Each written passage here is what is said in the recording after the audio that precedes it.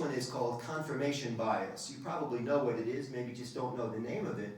Confirmation bias works like this. You're so convinced you're right about something that at the cocktail party last night, you only really care to talk to people who already agree with you, or people that you can convert in real time to your point of view. We see this in politics a lot, yes? We see it in clubs a lot. The club will say, well, we just can't grow our club. Confirmation bias confirms that. We've tried, we can't. End of story. Good luck with that presidency, right? So you have to find a way to get behind the confirmation bias problem and crowbar it open and fix it. The second cognitive bias I want to share with you is called blindside bias. Now, I'm a consultant. I do a lot of work with sales training for sales teams. I work with leadership at various companies. And it's fascinating to me because when I go in to speak with these people who allegedly already like me, they like my style, that's why they've asked me to come in. They say, well, here's our problem, it's often a big problem, and we want you to go to work on it. And I say, well, first I have to discover something called scope of work. And they go, oh yeah, scope of work, we've heard of that, we want you to do that.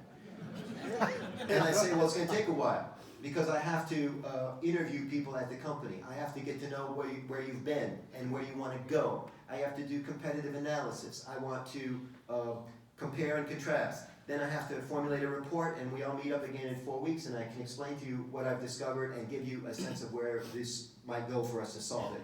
And they go, great, it sounds familiar, let's do it.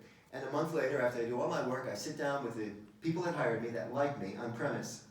And I say to them, here's what I found out, here's what I found out. They're nodding their heads, they're writing it down. Oh my gosh, you're a quick study, you sure didn't learn about us fast. Oh, that's true, that's definitely true about us.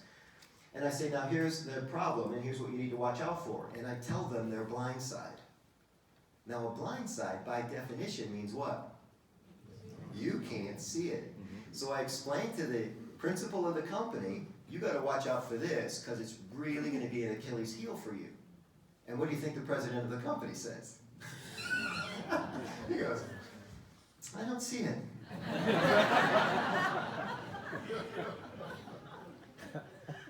And that's how blindside bias works. And you're going to do it with your club every single week. Explaining to them what they need to watch out for. And they're going to say, I don't see it, I don't see it. And it's going to be challenging. So right about now you're thinking, well, maybe if I could just hold down the position for a year and not really break the club, I can call it a success, you know. Because I hear people say this sometimes, you know. I'll ask the president, what's your goals for the club? And, well, just to make sure the wheels don't fall off the wagon.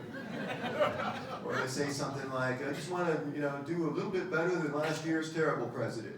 Like, that's your goal, that's the best you can do, man. You can do better than that. Here's what I want to tell you, presidents-elect.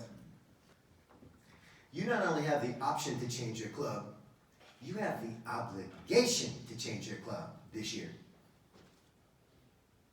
If you ever thought you could change your club, it's as president. And if you miss that window, the following year you will be a past president. And your megaphone is gone, and your influence is gone. And you wake up on July 1st and you go, where are all my people? And they've moved on to the next president. So now is the time, man. The clock is running.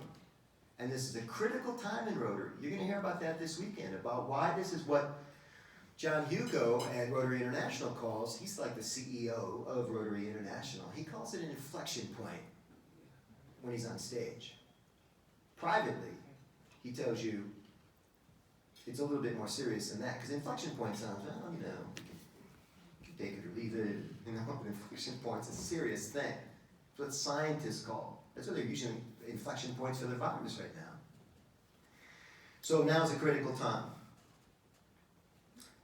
You are not going to please everybody in your club. I hope you're ready to make some people angry.